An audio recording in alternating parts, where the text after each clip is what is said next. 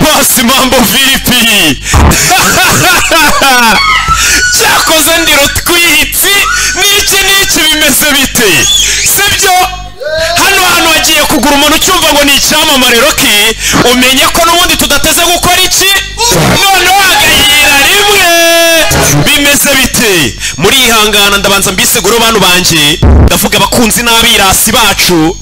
Habayemo ikibazo director, hari abantu bari niki arwaramo muhisemo byumva bari niki, ariko director wacu yagarutse ameze neza, Imana ihabwa icyo mumvugire ngo amena. Bimeze bite abakunzi bacu n'abirasi? Ubwo abakunzi nabakoze subscribe, abirasi namwe turabakunda cyane bacu, mukore subscribe. Aya boss mambo vipi? Cyakoze ndiro twitsi n'iki bimeze bite? Sibyo hano wagiye kugura umuntu cyumva ngo ni icyamamare Rocky, umenye ko n'ubundi tudateze gukora iki none wagayira rimwe. Bimeze bite? Muri ihangana ndabanza mbiseguro bantu banje, ndavuga abakunzi n'abirasi bacu. Habayemo ikibazo director, hari abantu bari niki arwaramo muhisemo byumva bari niki, ariko director wacu yagarutse ameze neza, Imana ihabwa icyo mumvugire ngo amena. Bimeze bite abakunzi bacu n'abirasi? Ubwo abakunzi nabakoze subscribe, abirasi namwe turabakunda cyane bacu, mukore subscribe. Ndabashuje mwe muri ki Mark muzwi izina rya Rocky, umunsi natujye kuganiraho ndetse no kunyinjira mu gasobanuye. Nibavuga mbwira ngo wanze kandi subscribe kuri channel yacu. Igihe kinini mu Rwanda haje agasobanuye mu Rwanda, hajya hita abasobanuzi benshi mu byiciro bitandukanye, babanje bayanga mu gihe kizaza bayakuza na ba pipi, ukuntu haje kunshara Rocky kirabiranye ndetse na Junior Giti na Sanka de Prime. Bavuga ko Rocky kirabiranye ari umwe hano wagasobanuye mu Rwanda. Turi kuganira mu mateka ku nize primaire kugeza secondaire ndetse na garden, ukuntu yaje kwinjira mu gasobanuye, se yize kaminuza cyane ayize. Ibyo ni ibyo tugiye kugenda tuganira. Abantu benshi bakunda ijwi ryiwe bitewe n'ukuntu agenda asobanura agasobanuye kiwe. Uyu munsi 50 TV show yaguteguriye byinshi kuri Mark cyangwa se Rocky kirabiranya muzi nka Kimomo cyangwa se Rutwitsi. Rocky kirabiranya yagiye afasha abahanzi benshi mu kuzamuka, gusa bamwe na bamwe bagenda bazima. Hari n'uwo yafashije muzi nka Papa cyangwa ibyavuzwe byo murabizi. Ni inkuru ndende cyane yuko inkuru yabo yarangiye, icyo turabigarukaho ndetse n'impamvu yuko nagerageje kuganira n'igitangazamakuru cyacu. Uyu uri kumva Gatete Olivier ugiye kubana cyangwa se ugiye kugufasha gusobanukirwa ibintu byinshi. Rocky kirabiranya mu muzika atangira inkuru ye aseka cyangwa se yikina hamwe n'abapampe basakuza muri studio uko baba barimo barafana agasobanuye. Rocky kirabiranya n'umuhungu, ni umusore cyangwa se umuhungu yatangiye agasobanuye 2015, nibwo yatangiye gusobanura filime. Uyu munsi 2022 ubwo hashize imyaka 7 Rocky kirabiranya ari mu gasobanuye. Ndetse filime ya mbere yatangiye gusobanura n'ibya twatangiye tubereka imbere kuri kirishi, nyuma yuko yikina havuyemo amajwi yiwe twabanje kubumvisha kuri ijwi ry'impuzi nka Rocky kirabiranya. N'iri ngiri muri kumva muri iki kiganiro ndetse riri kugerageza kuzamo kenshi uko turimo turayikoresha kugira ngo muze mwumva turi kuganiraho. Siwe gusa tuze kuganira, tutaza no kuganira ku babyeyi ba Rocky kirabiranya. Ese iwabo bafite abana bangahe? Dore ko afite n'amabona w'umusobanuzi muzi nka Savimbi. Nongera kukwibutsa gukanda subscribe cyangwa kujya muri comment hasi ukeneye amakuru y'ibyamamare cyangwa se umusitari mugenzi wumva ushaka kumenya byinshi kuri we, ni ugushyira muri comment. Ni nk'ako kanya tuhita tubigukorera fast. Rocky kirabiranya n'umusore watangiye gusobanura nyuma akaza kwigarurira umutima y'abafana bitewe na filime yigeze gusobanura. Yavuzemo akantu kagira uti mama yake na mama, ako niko kantu katumye amenyekana cyane ko ijwi ukuntu yakavuzemo. Iyo filime ndumva ntari kuyifatisha neza, gusa mu kanya ninyiruka ndayikubwira. Rocky kirabiranya yatangiye gusobanura cyangwa se ajya kwinjira mu gasobanuye. Bavuga ko umusobanuzi muzi nka Pipi cyangwa akunda kwita ngo afite dimples mu mugongo yatangiye kumuca intege, akamubwira ngo ntago yasobanura, ngo nta musobanuzi uciriritse, nta musobanuzi ukennye cyangwa se udafite ikintu na kimwe ahera ujya mu gasobanuye. Rocky kirabiranya ubwo yatangiye gusobanura filime ya mbere ndetse abona ntago bicuruje, n'ukuntu abandi basobanuzi bamucaga intege bituma abisa nk'ubirekaho gato, ariko ntibyarangira. Ubwo nibwo yaje kujya muri sale atangira gukora filime. Yagiye muri sale y'umugabo tutashatse kuvuga ku bw'umutekano we, yatangiye gusobanura filime ya mbere.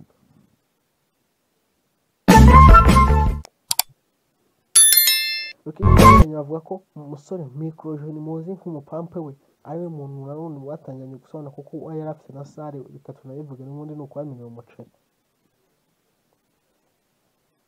Kunda kuvuga ngo niwe mukuru w'agasobanuye, kandi nawe mukuru w'icyicaro cy'agasobanuye mu Rwanda. Abantu benshi mu Rwanda hafi 65% bareba agasobanuye, ndetse abareba filime zidasobanuye baba ari ba bantu bize kandi bakunda filime z'ibifaransa. Uzarebe burya abantu bakunda kureba filime zidasobanuye ari abantu bize kera bavuga ibifaransa. Hari abantu bashobora kuba barize kandi nabo bareba filime idasobanuye bakumvira babihiye kubera amajwi y'abasobanuzi uyirimo n'ukuntu nyine babimenyereye. Hari n'ubwo hari n'abantu bajya gufatisha filime ku badice cyangwa se kuba twakwita nk'abadisikibana, bakaba batareba filime bakaba batareba abandi basobanuzi, kuko abo bandi basobanuzi baba bumva batabaryoheye. Hanyuma benshi ahenshi nagiye numvisha benshi baka filime za Junior, muzi nka Junior Giti nyine hamwe na Rocky Kirabiranya. Aba basaza, aba bagabo hagati ya Rocky Kirabiranya ndetse na Junior Giti, buri wese yita umwami kandi akavuga ko ari nawe urenze. Ibi bintu iyo mubijyanyije ari babiri cyangwa se abantu iyo bagereranyije ari babiri, umwe muri bo ntabwo abikunda. Ubwo rero akunda kuvuga ngo nta mwana ujyanye n'umwami, mugafata umuntu mungeranye nawe, ari njye nawe n'uyu nguyu ninde urenze. Nta Junior Giti nawe yaza akavuga gutyo. Gusa abantu bisa nk'aho ari inshoberamahanga kumenya ngo Junior na Giti nawe Kirabiranya ubu ngubu ni uwuhe abanyarwanda bishimiye. Nese wowe wumva nawe wishimiye kurusha abandi, wowe wagize chance yo kureba ino video cyangwa kuyumva kugeza muri ino minota igezemo, andika hasi muri comment dukomeze kugenda tugendana. Urebye neza turabaha amajwi y'ukuntu bagiye buri wese n'ukuntu yagiye avuga ndetse n'ukuntu yagiye atorwa hagati ya Rocky Kirabiranya na Junior Giti. Gusa uyu munsi turi kuganira kuri Mark muzi nka tuzaganira kuri Junior, ukuntu nawe yatangiye kuyiriya gusobanura n'ukuntu yaje gufatwa, ndetse turaza no kubanyuriramo impamvu Sankara Premier asa nk'ukora agasobanuye ahagaritse, akaba ari murumuna wa Junior, akaba ari umwana wa gatatu iwabo. Nk'uko imbere habanza umukuru mu gasobanurira n'ubu abantu bavuga ati niwe mwami, yanga wakutangiye gusobanura agasobanuye muri 2002, wavutse muri icyo gihe afite imyaka 20. Agasobanuye abantu batangiye kumva ari ikintu kamaze cyangwa se ari ugushakira ubwayo mu kigunda. Gusa ubu ngubu abagakora bameze neza cyane. Reka tubanze tunyarukire mu butunzi bwa Rocky Kirabiranya. Rocky Kirabiranya cyangwa se twakwita nka Mark, ubu ngubu afite imodoka yagendamo, inzu abamo, ameze neza ndetse afite abapampe kandi wese ahemba, sale ya filime. Muri make Rocky Entertainment niwe chairman cyangwa uyiyoboye, muri make ni yiwe. Rocky Kirabiranya yatangiye ubu ngubu n'imodoka ya gatatu amaze kugenda ahindura. Yatangiye bamusiriza ngo nta modoka afite, gusa batangiye bamusiriza ubu ngubu niho bayoboye baroje inyuma y'icyuma. Rocky Kirabiranya yatangiye gukora agasobanuye, noneho atangira kwemera abantu benshi cyane bamwe bagiye bazamuka, harimo abakinnyi ba filime. Reka duhere kuri Lucky Fire cyangwa se muzi nka Dusayimana Emmanuel w'umupfumu ukunda gusobanura filime agira uti ya Lucky Fire Dusayimana Emmanuel, nuko avuga yari kwamamaza filime ye. Ya filime utegereje muri benshi yasohotse, irimo udukino tw'urukundo, nuko nawe asobanurira ibye. Dusayimana Emmanuel umuntu watumye yamamara cyangwa se akamenywa n'abantu benshi, Rocky Kirabiranya. Ubwo yatangiye kuririmba indirimbo, akaririmba indirimbo z'amacu z'ibikombe, akaririmba indirimbo z'urukundo, indirimbo zo ku mazi, ku beach ku mazi. Dusayimana mwafita nka Lucky Fire. Uwa kabiri ni Generous 44, umuzi nk'uwaba uzajya n'ikirego ku kagari n'izindi nyinshi nawe yamufashije no kumwamamaza gusa abo basore ko bagiye bose afasha ubu ntitukibumva ni niyihe mpamvu tutakibumva uwa gatatu yafashije n'umuzi nka Mukadafu burya Mukadafu nawe yafashijwe na Rocky ko yapromotinga indirimbo ziri mu mafilime byatumye Mukadafu amenyekana ndetse bivuga ko yari n'umupampe we ariko Mukadafu we akaba n'ubundi ari igihanganye kuko yari umwarimu yarize muri na hit ndetse akaba ari n'umuntu wa mbere wari uzi gukora amakava umuzi nk'indirimbo ya Big Shaq Man Zino Hot ayikorera ikava ayisubiramo iyo muzi nka Panda ayikorera ikava ndetse n'izindi nyinshi yagiye akora ntibitavuze ko yakoze kava ubu ngo bitabumuje ko indirimbo zi n'ubutokana subscribe shose nkomeza kugenda mabira mu mukande subscribe kuko urimo nabyumva neza niba ugomba kugikanda yikanda cyangwa se utagomba kuyikanda icyapa cy'yo bisobanura mu Kinyarwanda ngo ni ibikureba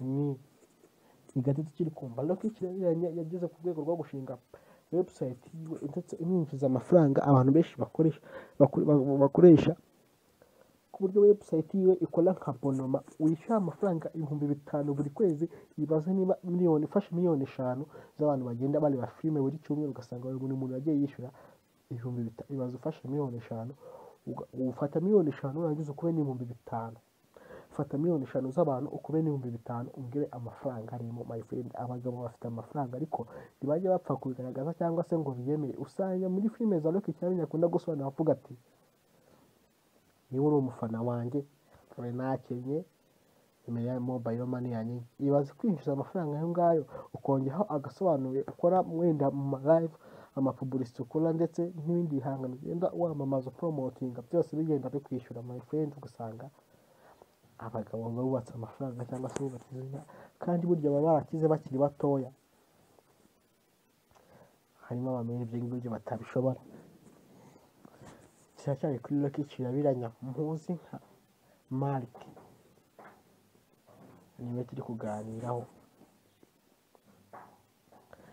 Rocky Kirabiranya ntabwo ibyo byagiye bitinda yaragafashe yatangiye gukora itangazamakuru amafilime y'Abanyarwanda ndetse ubwe ashikora ndetse na studio yiwe ikora itunganya amavideo ndetse n'amafoto harimo n'abakameramani bakamishije muzi nka ba Kadafi Pro akaba afite lebo nini cyane irimo n'amabonso ndetse nk'ayanani bose baturuka muri Rocky Entertainment kandi burya ngo ni byiza cyane gusobanukirwa ibintu byinshi cyangwa se amateka y'abahanzi bo mu Rwanda cyangwa se ibyamamare byo mu Rwanda Rocky Kirabiranya tumushyira mu cyiciro cy'abahanzi kuko yarahimbye buriya umuntu yicara agahimba ikintu kikamubyarira ikindi kintu burya nawe aba arenze aba ari umuhanzi my friend Rocky Kirabiranya ashima Imana ndetse n'abantu bamufashije kugera aho ageze cyane cyane agaya bamucaga intege kuko burya asigaye abarenze uyu muntu ntazagutera ubwoba kuko arenze ujye mwibutsa akazapfa cyangwa se isaha n'isaha nawe yajya hasi akajya hejuru kuko burya buri muntu wese agira uko mu rwego rwe agenda akora ibintu byose abikora uko akakora igihe uri kumva ari umuntu uri ku mwanya wa mbere wo gukora ibyegeranyo nkatwe bamwe simushona hari kuvuga ngo bamwe na bamwe basigaye bishyura ubwira ngo kwandika muri comments ukatubwira icyamamare ushaka kumenya amateka yacu no kugenda tukayigaho ndetse ukuntu yatangiye inkuru y'ubuzima bwe kuko buri icyamamare cya nyacyo cyandika igitabo cy'ubuzima bwacu buri uko buri mwaka ushize agenda asura inkuru hanze y'ukuntu cyagenze burya n'abagiye kumwigaho cyangwa n'abashaka kuzaba nkawe bamenye uko yazamutse n'ukuntu yabayeho bikabafasha no kudatuma biheza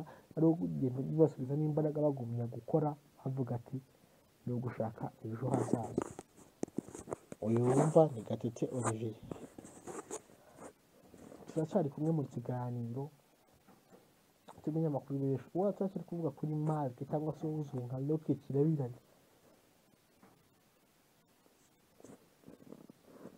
Rocky Kirabiranya avuga ko ari umurokore ubundi akava akayobosa ndetse byavumbuye ko nta n'idini agira burya nta n'ubwo usibye ngo kwizera Imana byonyine ubundi akinyera akantu ke akajya pati akishima mu gihe cya nyacyo atagoranye. Reka tubanze tubahe show kuri Sankara Premier ndetse n'icyatumye ava mu gasobanuro. Sankara Premier ni mwana wa Junior Giti ndetse akaba amaze kubyara abana bagera muri 4, akaba afite inzu n'ayandi akodeshwa, akaba afite imodoka agendamo yiwe yiguriye. Sankara Premier akaba ari umusore muto nk'uko mujya mubibona, nawe akaba avuga ngo afite ijwi ngo ribohora imitima ya benshi, ariko ijwi ryiwe ryumvise rigakanganya. My friend, mujya muri filime za Sankara ryarasaraye. Sankara Premier akaba akora agasobanuye rimwe na rimwe iyo bishatse bikaba ko ari n'umu businessman, rimwe na rimwe yibereye mu kandi kazi ameze nk'umunyamakuru cyangwa se nk'umuhanzi muzi nka DJ Fair Peter. Burya nawe burya akazi ko agakora gake gake, burya afite nawe business akora.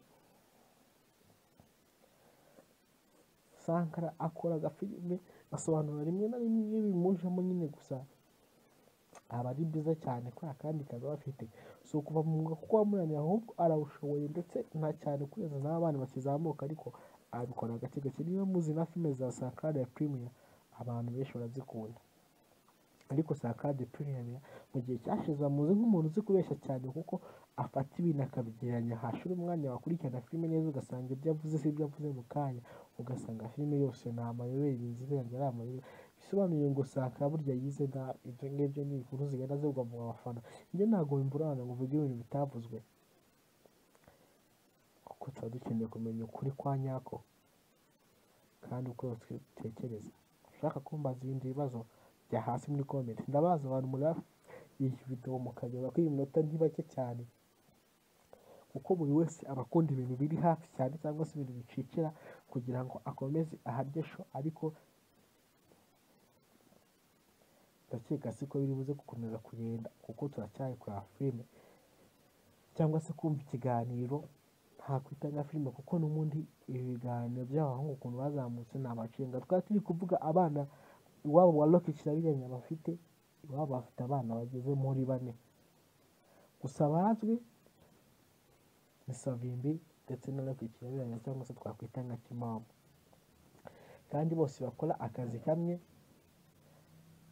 agasobanuye, kandi bahora ku itangazamakuru cyangwa se kuri social media, ku buryo buri muntu atayoberwa ngo uyu ni Savimbi cyangwa se uyu ni Rocky Kirabiranya.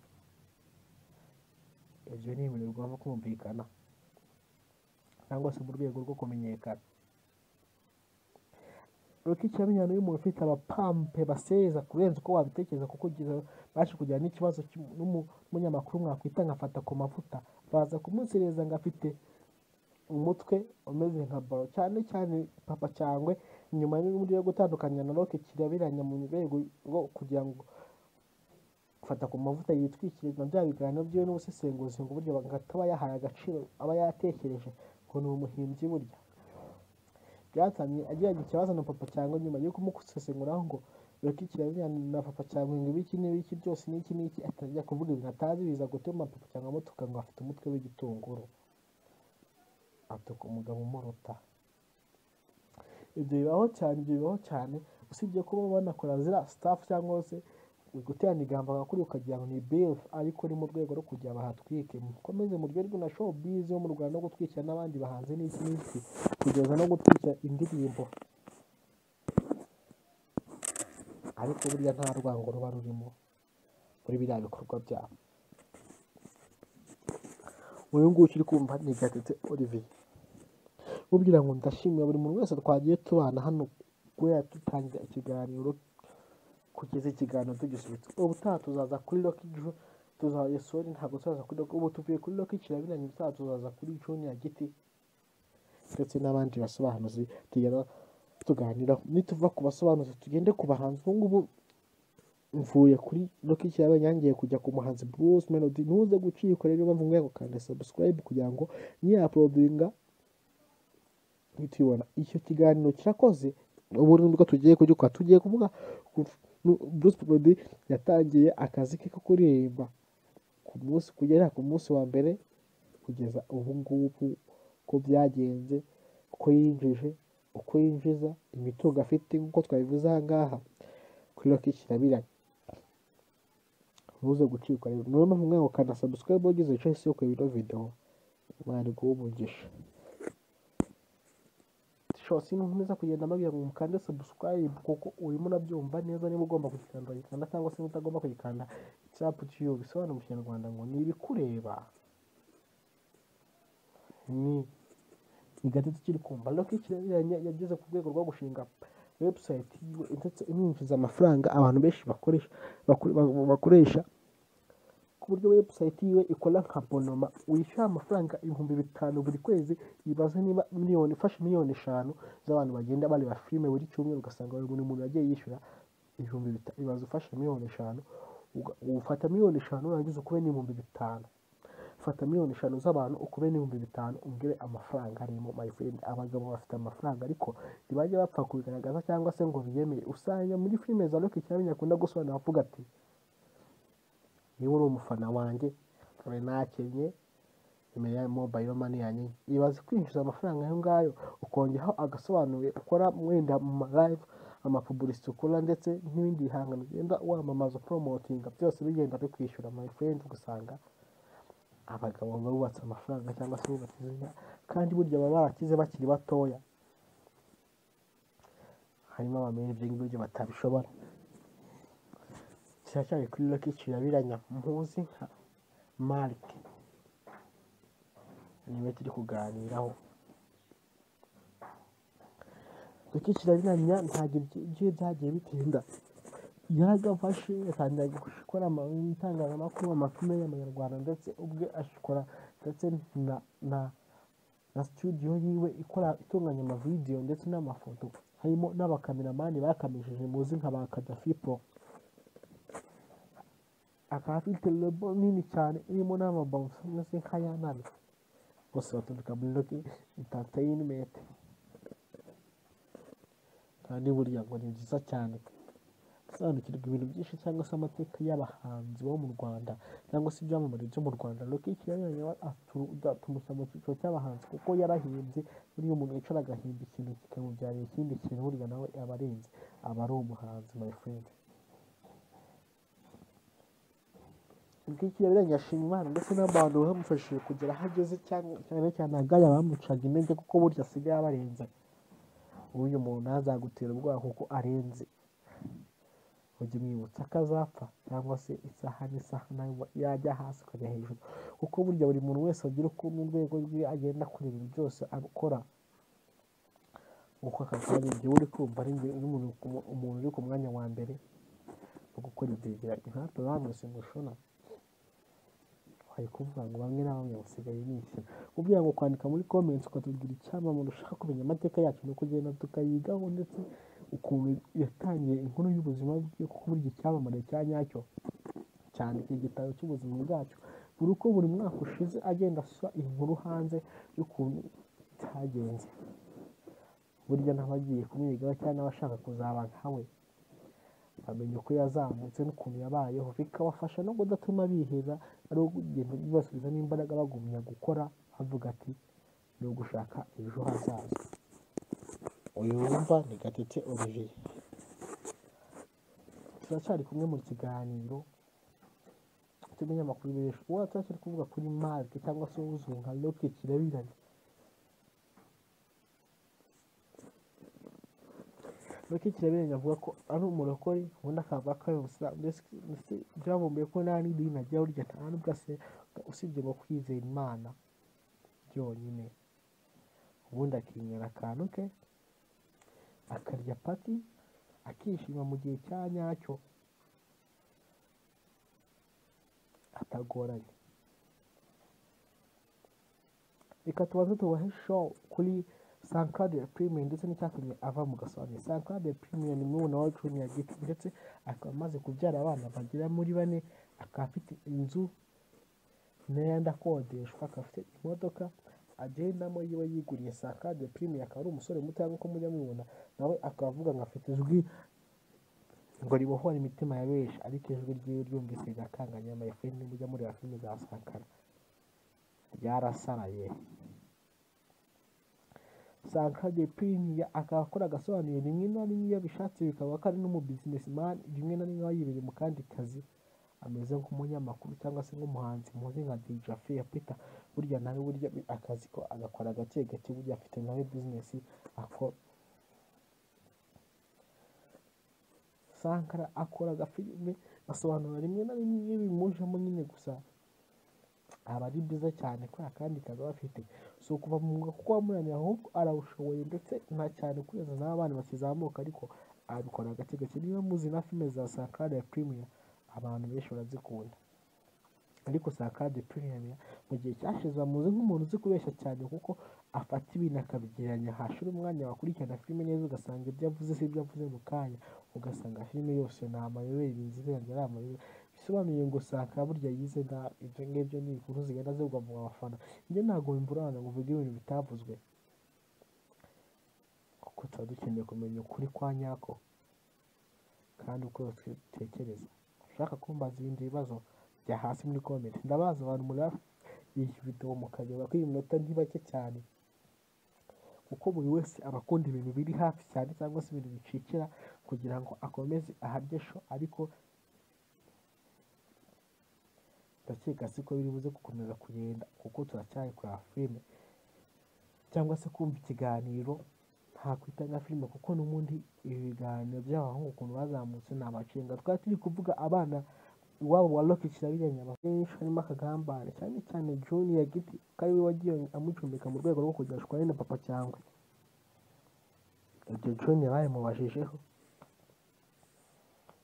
ndetse hagati ya Junior na The Choice Live cyangwa se nk'ikinyamakuru cya Kisibo TV, nabo baza kujyana beef mu rwego rwo kwanga no kongera kuba bamutunga kamera cyangwa se mikrofone zabo, kubera icyo kibazo cya hagati ya Junior na Rock Kirabiranya ndetse na Papa Cyangwe. Ari operation yise ubugambanyi mu kinyarwanda, mbivuze gutyo kugira benshi mugerageze kubyumva, ntabwo nabivuga mu gifaransa nanjye ntacyo nzi. Ikiri kumva Negative Review cyari kuganira kuri Mark cyangwa se Rock Kirabiranya. Ibi ngibi ndi kubabwira na byiza superieur, aka ni akazi kanjye nigiye kaminuza na graduating, n'ubihakanye nzagenda ubwenge ukakubwira ibirenze ibi ngibi ndi kukubwira.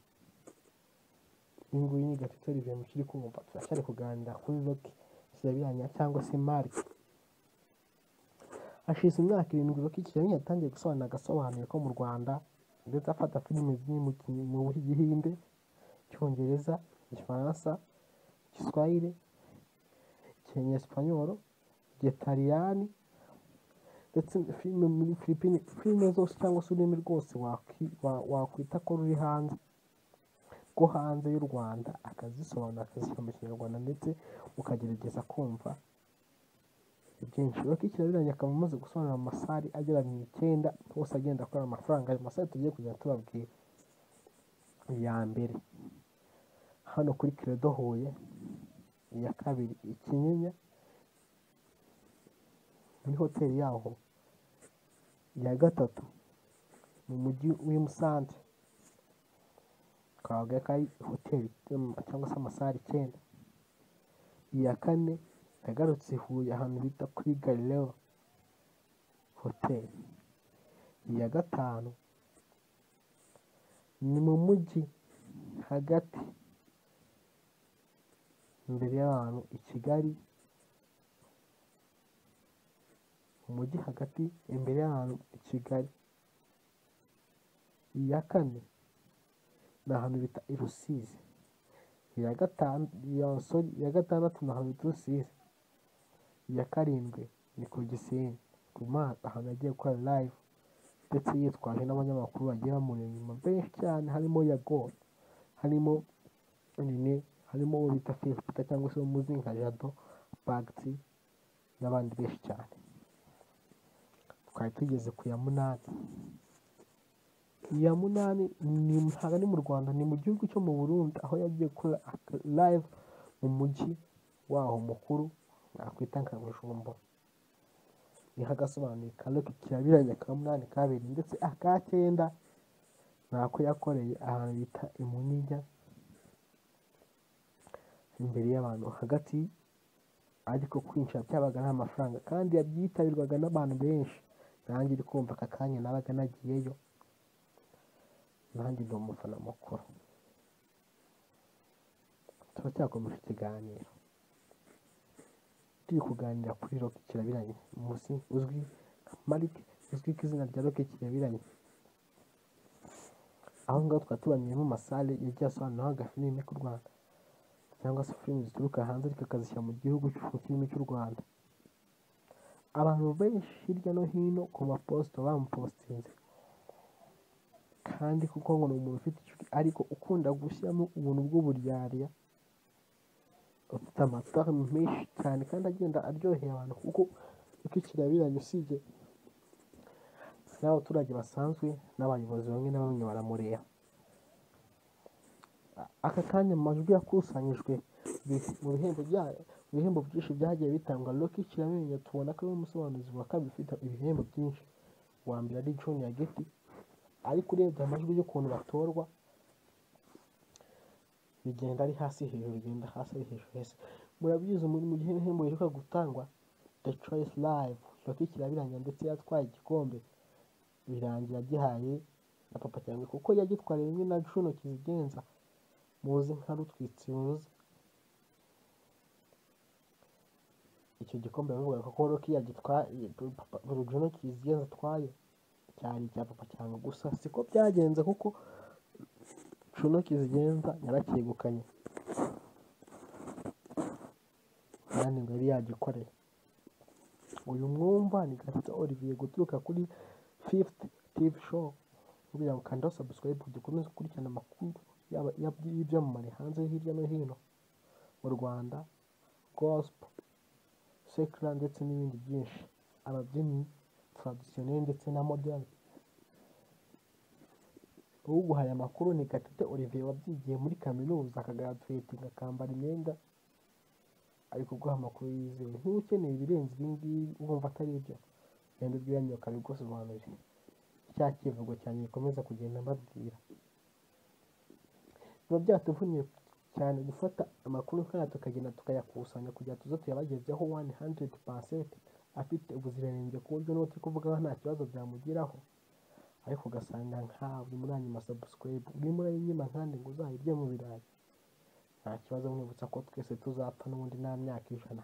Wa mugani wa Junior Giti, nubwo iyo terme ntayo yanzwe,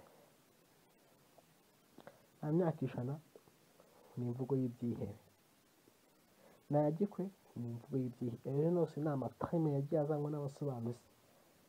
Aka kanya tugikoresha kandi aturimo. Bakunda kuvuga ngo basanze ibintu local bya international, niyo ni terme ya Rock Kirabiranya turimo turaganiraho, uzwi nka Mark cyangwa se Kimomo, Kibaruma, Kibahana n'ayandi mazina menshi igenda yita y'uduhimbano. Rock Kirabiranya yatangiye kuvuga ko yatangiye kureba filime za Junior Giti ndetse na Sankade Premier ndetse na Yanga akiga muri segonderi. Ariko tukibaza ati se ni gute Rock Kirabiranya yatangiye kumva filime za Sankade Premier kandi Rock Kirabiranya yatanze Sankara gusobanura filime? Aho rwose ni ikinyoma cyambaye ikariso. Sankade Premier yaje nyuma ya Rock Kirabiranya uko bagiye bakurikirana, kuko Pipi nawe musobanura Bihinde muzi nka Yakuza cyangwa se Yakunoryi, bose ni generation imwe na Yanga the Premier, uwo twakwita nk'umwana mu gasobanuye cyangwa se papa w'abasobanuzi.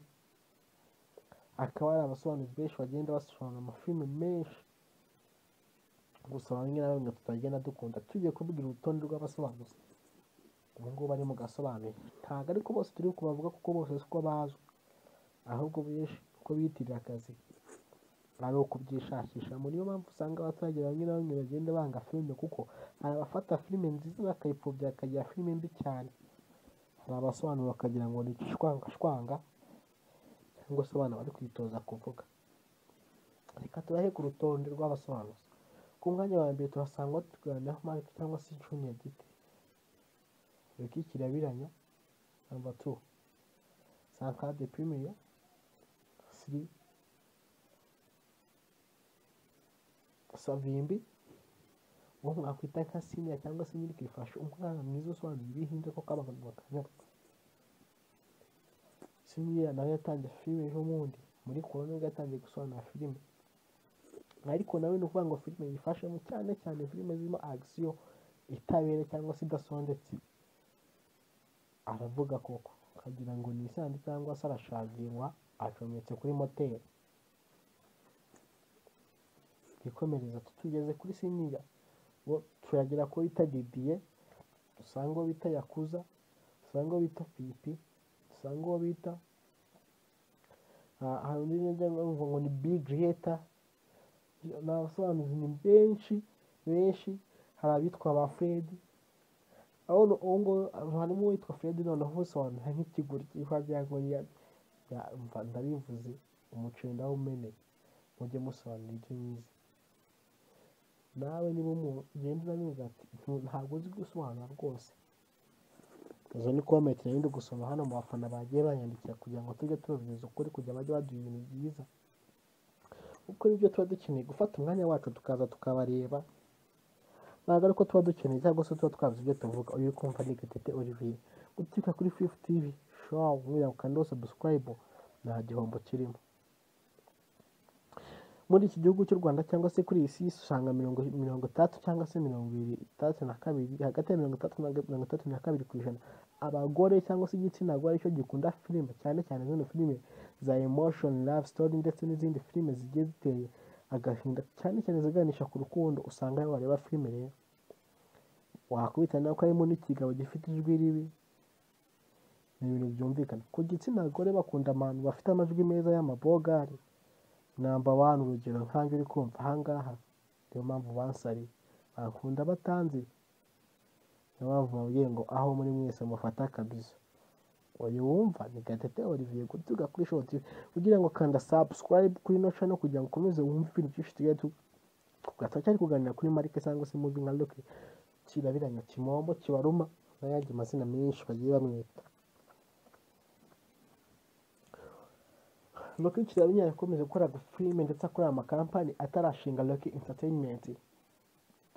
Ubu twasubiye mu gikorwa no kubikureba Loki Kirabiranya yazamutse, agenda akora amakampani menshi. Ntabwo tugenda tuvuga amazina yayo mu rwego rwo kugira ngo tuyamamaza, kuko nawe aracyakora, ari nayo ari kuzamura abasobanuzi bandi bumvaga, harimo ba Big Creator, harimo ba Senior, harimo abo ngabo ngo ba Fred ndetse n'abandi benshi cyane barimo baragenda biga agasobanura.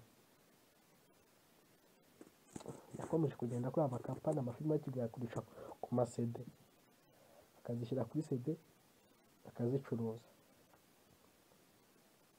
bataramenya imbuga nkoranyambaga.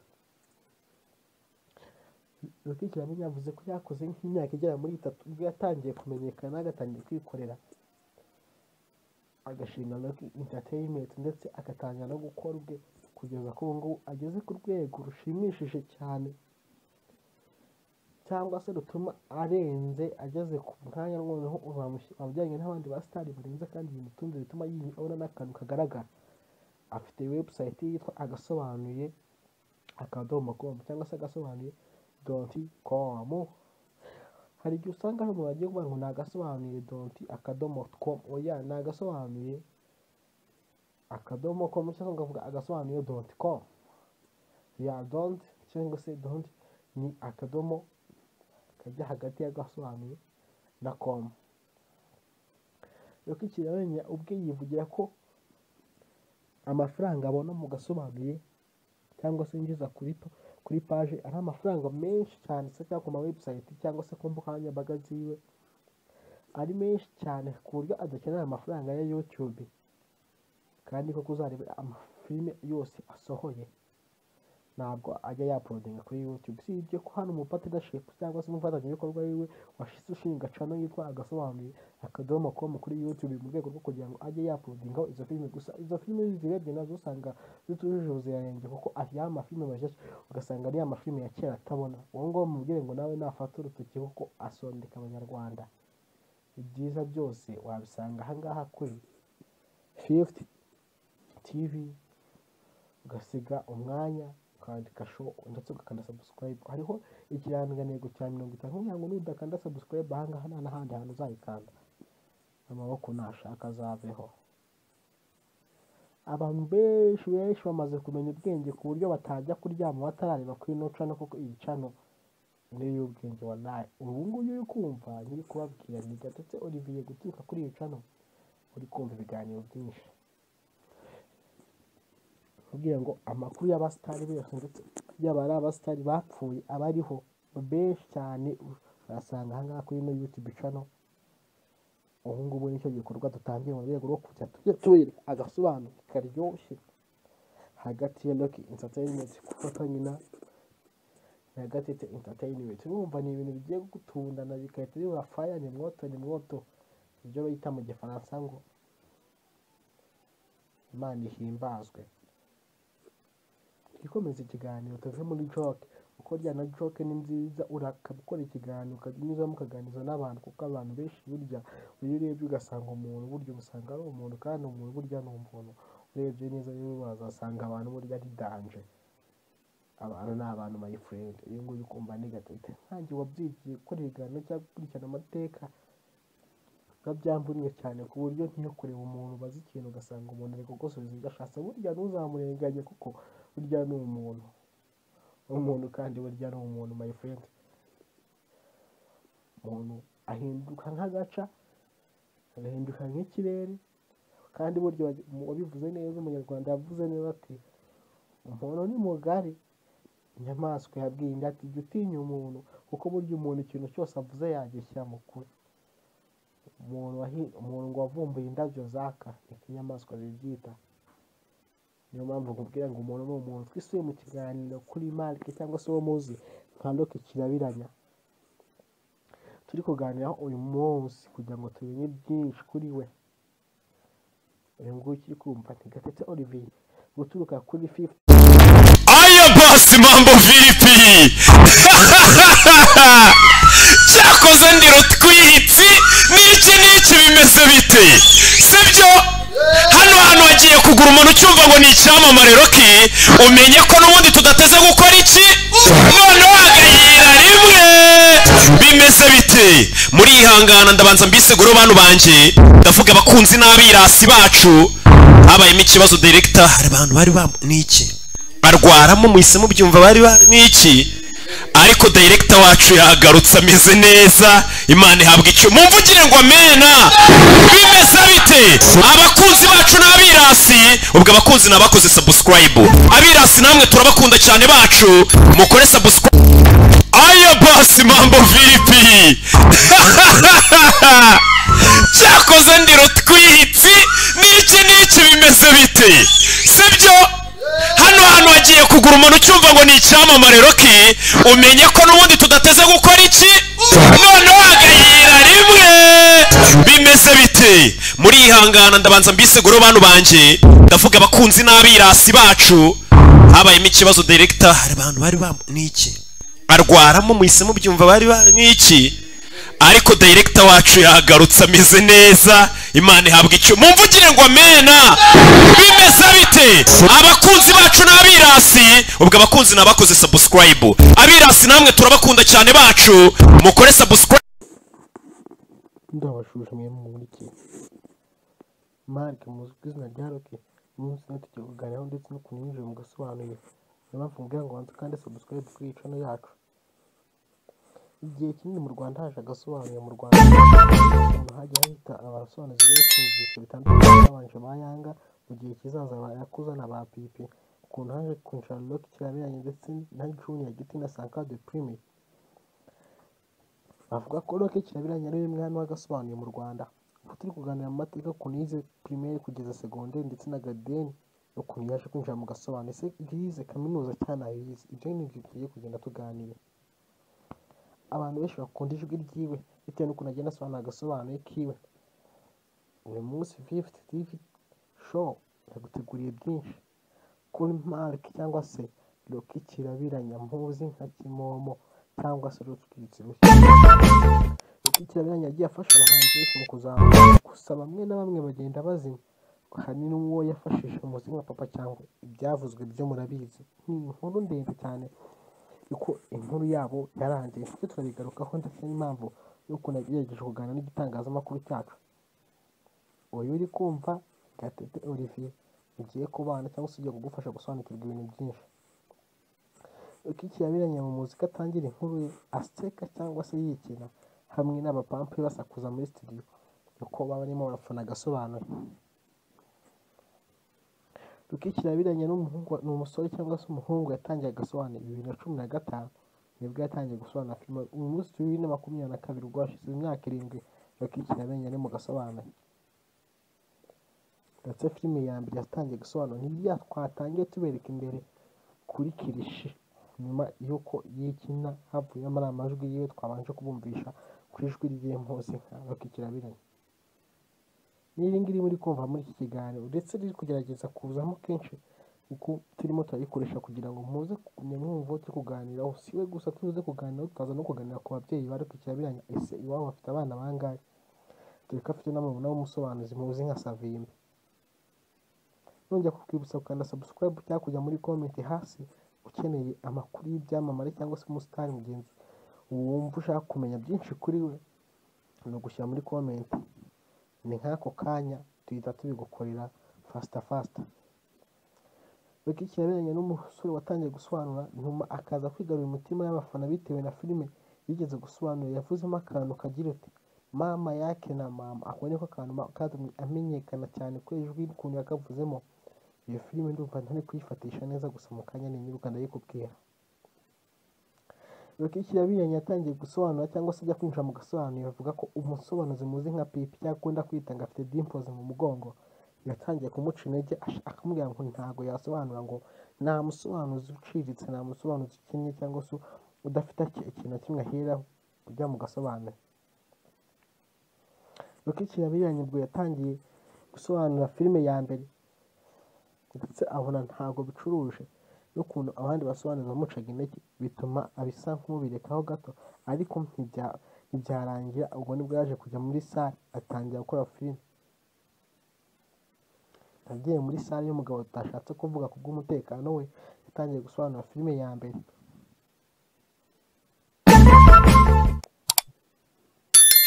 Uko ikirabiranya bavuga ko umusore Microgen muzi nk'umupampe we ariwe muntu nanone watangiranye gusobanura, kuko yari afite na sale. Reka tunabivuge n'ubundi ni ukwamenera umuceri. Kunda kuvuga ngo niwe mukuru w'agasobanuye kandi niwe mukuru w'icyicaro cy'agasobanuye mu Rwanda. Abantu benshi mu Rwanda hafi 65% bareba agasobanuye, ndetse abareba filime zidasobanuye baba ari ba bantu bize kandi bakunda filime z'ibifaransa. Gusa rero burya abantu bakunda kureba filime zidasobanuye ari abantu bize kera bavuga ibifaransa.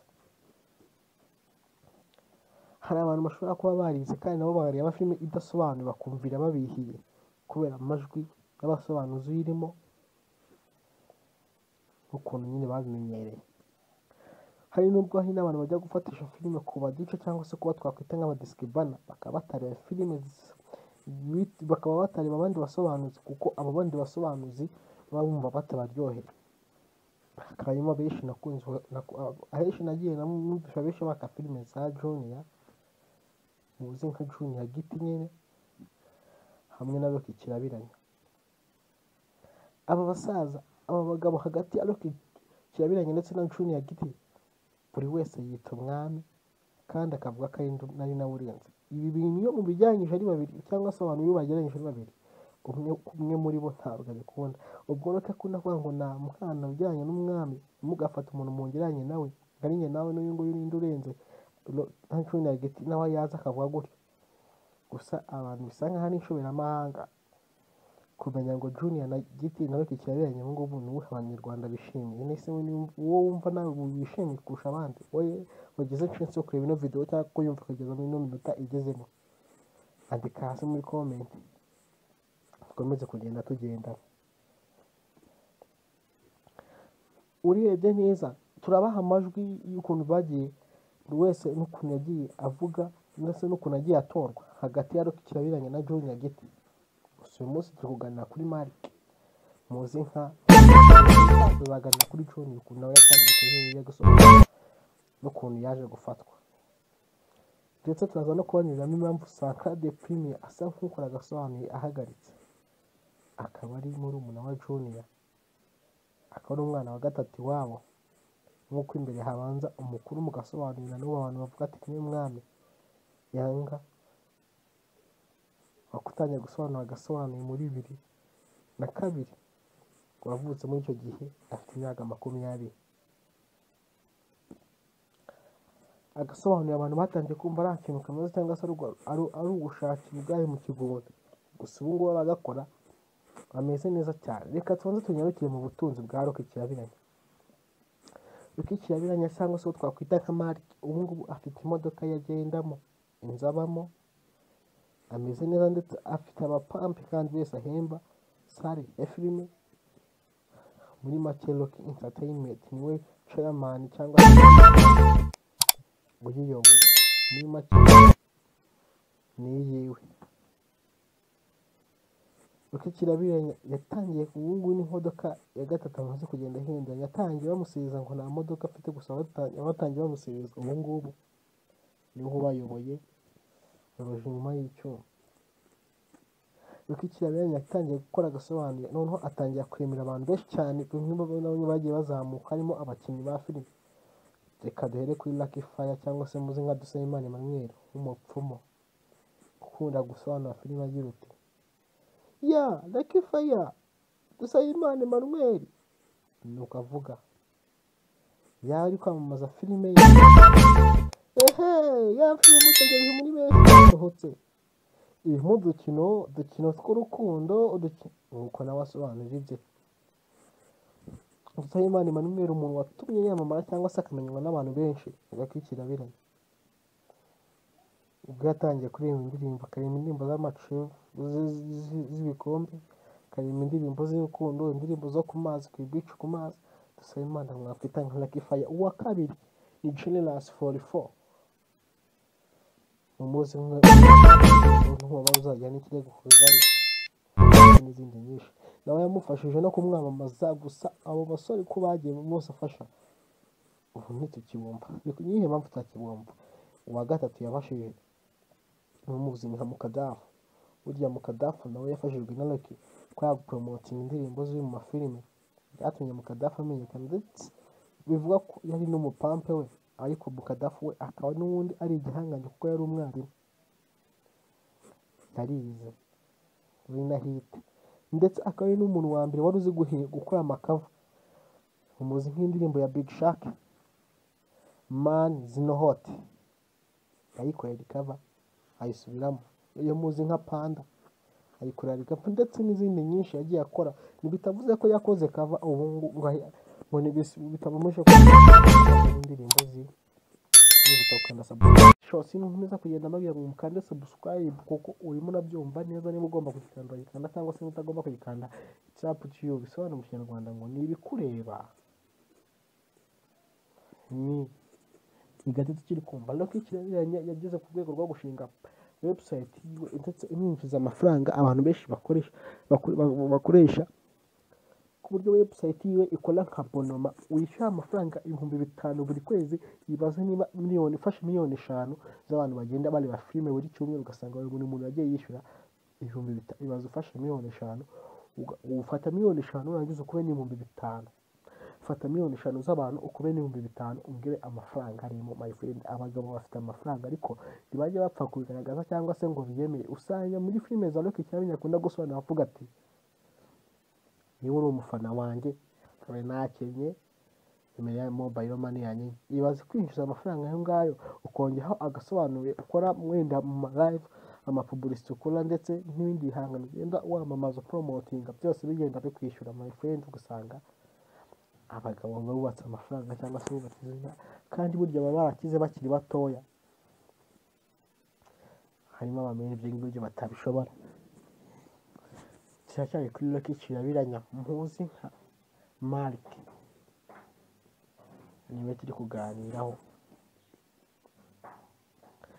Rock Kirabiranya ntabwo ibyo byagiye bitinda, yaragafashe yatangira gukora itangazamakuru, amafilime y'Abanyarwanda, ndetse ubwe ashikora ndetse na studio yiwe itunganya amavidewo ndetse n'amafoto, harimo n'abakameramani bakamishije muzi nka ba Kadafi Pro, akaba afite lebo nini cyane irimo n'amabawusa ndetse nk'ayanani, bose baturuka muri Rock Entertainment. Kandi burya ngo ni byiza cyane gusobanukirwa ibintu byinshi cyangwa se amateka y'abahanzi bo mu Rwanda cyangwa se ibyamamare byo mu Rwanda. Rock Kirabiranya tumushyira mu cyiciro cy'abahanzi kuko yarahimbye, buriya umuntu wicara agahimba ikintu kikamubyarira ikindi kintu, burya nawe aba arenze, aba ari umuhanzi my friend. Rock Kirabiranya ashima Imana ndetse n'abantu bamufashije kugera aho ageze, cyane cyane agaya bamucaga intege kuko burya asigaye abarenze. Uyu muntu ntazagutera ubwoba kuko arenze, ujye umwibutsa ko azapfa cyangwa se isaha n'isaha nawe yajya hasi ukajya hejuru, kuko burya buri muntu wese agira ukuntu urwego rwe agenda akora ibintu byose akora, kuko akaba ari igihe uri kumva ari umuntu uri ku mwanya wa mbere wo gukora ibyegeranyo. Nkatwe bamwe simushona hari kuvuga ngo bamwe na bamwe basigaye bishyira, ubwira ngo kwandika muri comments ukatubwira icyamamare ushaka kumenya amateka yacu, no kugenda tukayigaho ndetse ukuntu yatangiye inkuru y'ubuzima bwe, kuko burya icyamamare cya nyacyo cyandika igitabo cy'ubuzima bwacu, buri uko buri mwaka ushize agenda ashyira inkuru hanze y'ukuntu cyagenze. Burya n'abagiye kumwigaho cyangwa n'abashaka kuzaba nkawe bamenya uko yazamutse n'ukuntu yabayeho, bikabafasha no kudatuma biheza, ari ugenda bibasubizamo imbaraga bagumya gukora bavuga ati ni ugushaka ejo hazaza. Uyu wumva ni Gatete Olivier, turacyari kumwe mu kiganiro tumenya amakuru benshi. Uwo turacyari kuvuga kuri Mark cyangwa se uzwi nka Rock Kirabiranya. Rock Kirabiranya avuga ko ari umurokore, ubundi akavuga ko ari umusilamu, ndetse byavumbuye ko nta n'idini agira, burya nta n'ubwo usibye ngo kwizera Imana byonyine. Ubundi akinywera akantu ke, akarya pati, akishima mu gihe cya nyacyo atagoranye.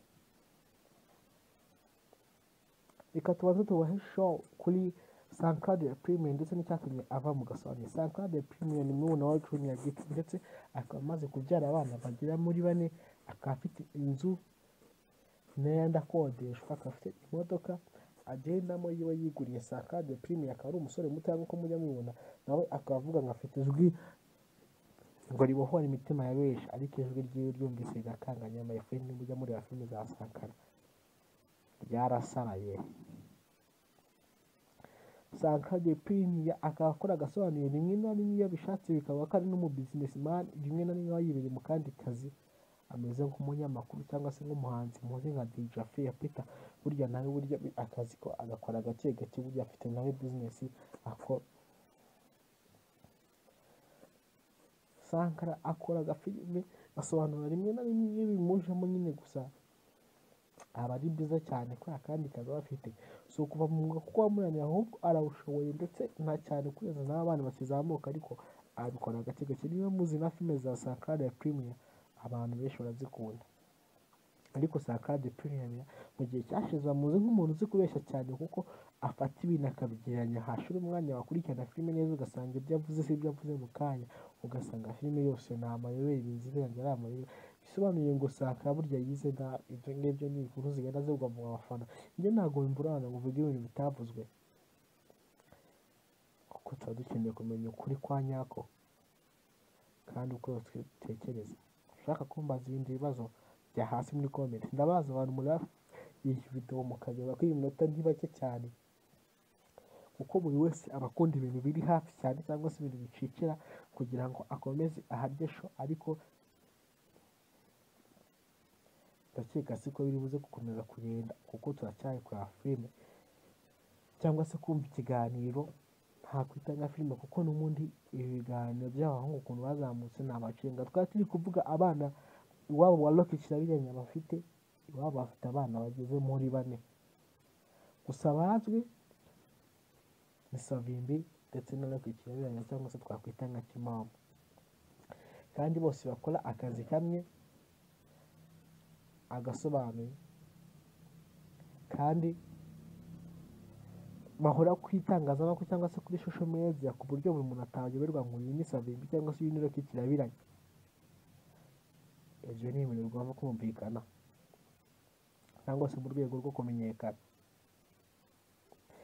Rocky Kirabiranya ni umuntu ufite abapampe baseza kurenza uko wabitekereza, kuko baje kugira n'ikibazo n'umunyamakuru mwakwita ngafata ku mavuta, baza kumusereza ngo afite umutwe umeze nka baro, cyane cyane Papa Cyangwe nyuma yo gutandukanya na Rocky Kirabiranya mu rwego rwo kugira ngo fata ku mavuta yitwikire na bya biganiro byiwe n'ubusesenguzi ngo buryo ataba yahaye agaciro aba yatekereje ngo ni umuhimbyi burya.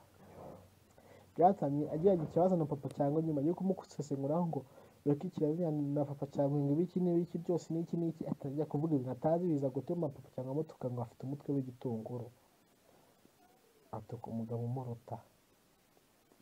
Ibyo bibaho cyane usibye kuba banakora zira staff cyangwa se guterana igamba bakuri ukagira ngo ni beef, ariko ni mu rwego rwo kugira bahatwike, mukomeze mu rwego na showbiz yo mu Rwanda no gutwikira n'abandi bahanze n'iki n'iki, kugeza no gutwikira indirimbo, ariko burya nta rwango ruba rurimo muri biriya bikorwa byabo.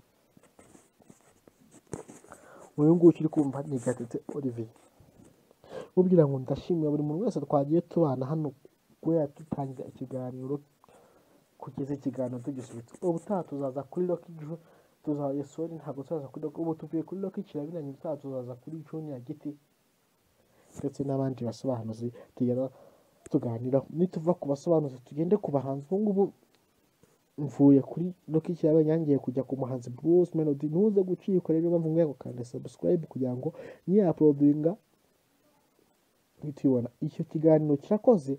Ubu nubwo tugiye kugikora, tugiye kuvuga Bruce Melody yatangiye akazi ke ko kuririmba kugera ku munsi wa mbere kugeza ubu ngubu, uko byagenze, uko yinjiza imitungo afite nk'uko twabivuze aha ngaha kuri Rocky Kirabiranya.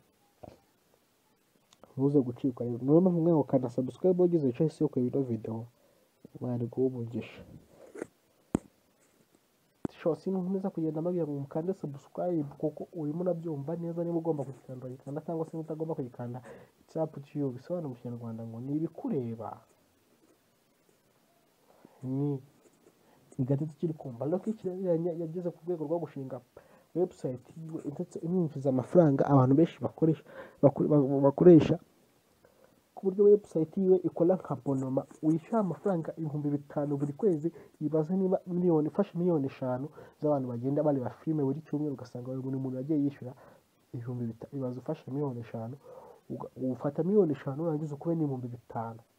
Fata miliyoni 5 z'abantu ukube n'5,000, umbwire amafaranga arimo my friend. Abagabo bafite amafaranga ariko ntibajya bapfa kubigaragaza cyangwa se ngo biyemere. Usanga muri filime za Rocky Kirabiranya akunda gusobanura avuga ati niba uri umufana wanjye dore nakenye nimero ya mobile money yanjye. Ibaze kwinjiza amafaranga ayo ngayo, ukongeraho agasobanuye ukora mwenda mu live, amapublicity ukora ndetse n'ibindi bihangano ugenda wamamaza promotinga, byose bigenda bikwishyura my friend. Ugasanga abagabo bubatse amafaranga cyangwa se bubatse izina, kandi burya baba barakize bakiri batoya.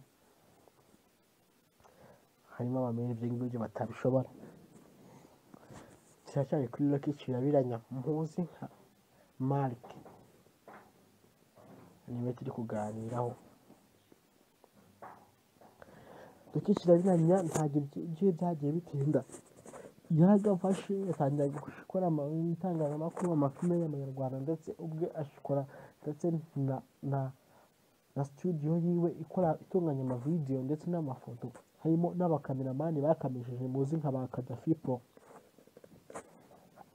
Akaba afite lebo nini cyane irimo n'amabombo ndetse nk'ayanane, bose baturuka muri Rocky Entertainment. Kandi burya ngo ni byiza cyane gusobanukirwa ibintu byinshi cyangwa se amateka y'abahanzi bo mu Rwanda cyangwa se ibyamamare byo mu Rwanda. Rocky Kirabiranya tumushyira mu cyiciro cy'abahanzi kuko yarahimbye. Buriya umuntu yicara agahimba ikintu kikamubyarira ikindi kintu, burya nawe aba arenze, aba ari umuhanzi my friend.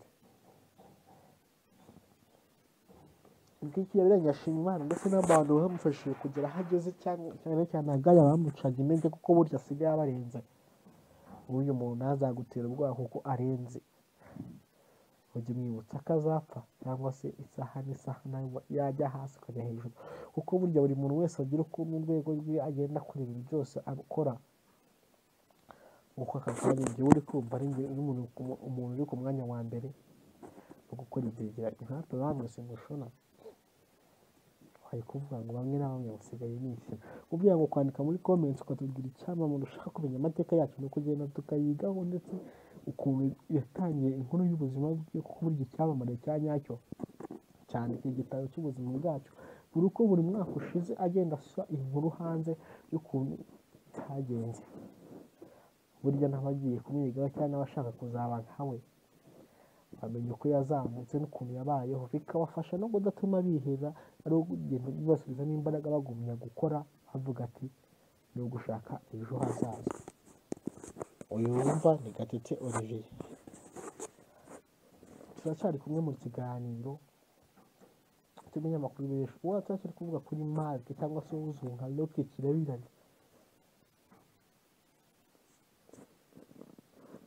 Rocky Kirabiranya avuga ko ari umurokore, ubundi akavuga ko ari umusilamu, ndetse byavumbuye ko nta n'idini agira, burya nta n'ubwo usibye ngo kwizera Imana byonyine, ubundi akinywera akantu ke, akarya pati, akishima mu gihe cya nyacyo atagoranye. Reka tubanze tubahe show kuri Sankara The Premier ndetse n'icyatumye ava mu gasobanuro. Sankara The Premier ni murumuna wa Junior Giti, ndetse akaba amaze kubyara abana bagera muri 4, akaba afite inzu n'ayandi akodeshwa, akaba afite imodoka agendamo yiwe yiguriye. Sankara The Premier akaba ari umusore muto nk'uko mujya mubibona, nawe akaba avuga ngo afite ijwi ngo ribohora imitima ya benshi, ariko ijwi ryiwe ryumvise rigakanganya amayefeni. Mujya mureba filime za Sankara ryarasaraye. Sankara The Premier akaba akora agasobanuye rimwe na rimwe iyo bishatse bikaba ko ari n'umu businessman, rimwe na rimwe aba yibereye mu kandi kazi ameze nk'umunyamakuru cyangwa se nk'umuhanzi muzi nka DJ Fair Peter. Burya nawe burya akazi ko agakora gake gake, burya afite nawe business akora. Sankara akora agafilime asobanura rimwe na rimwe iyo bimujemo nyine, gusa aba ari byiza cyane ko akandi kazi aba afite, si ukuva mu mwuga kuko wamunaniye, ahubwo arawushoboye, ndetse nta cyane kugeza n'abana bakizamuka, ariko abikora gake gake. Niba muzi na filime za Sankara The Premier abantu benshi barazikunda, ariko Sankara The Premier mu gihe cyashize bamuzi nk'umuntu uzi kubeshya cyane, kuko afata ibintu akabigereranya, hashira umwanya wakurikirana filime neza ugasanga ibyo avuze si ibyo avuze mu kanya, ugasanga filime yose ni amayobera, inzira ari amayobera. Bisobanuye ngo Sankara burya yize nabi. Ibyo ngibyo ni inkuru zigenda zivugwa mu bafana, njye ntabwo bimburana ngo uvuge ibintu bitavuzwe, kuko tuba dukeneye kumenya ukuri kwa nyako kandi uko dutekereza. Ushaka kumbaza ibindi bibazo bya hasi muri comment, ndabaza abantu muri iyi video mukagera kuri iyi minota ntibake cyane, kuko buri wese aba akunda ibintu biri hafi cyane cyangwa se ibintu bicikira, kugira ngo akomeze aharye show, ariko ndakeka siko biri buze gukomeza kugenda, kuko turacyari kureba filime cyangwa se kumva ikiganiro, nta kwita nka filime, kuko n'ubundi ibi biganiro by'abahungu ukuntu bazamutse ni amacenga. Twari turi kuvuga abana iwabo wa Rocky Kirabiranya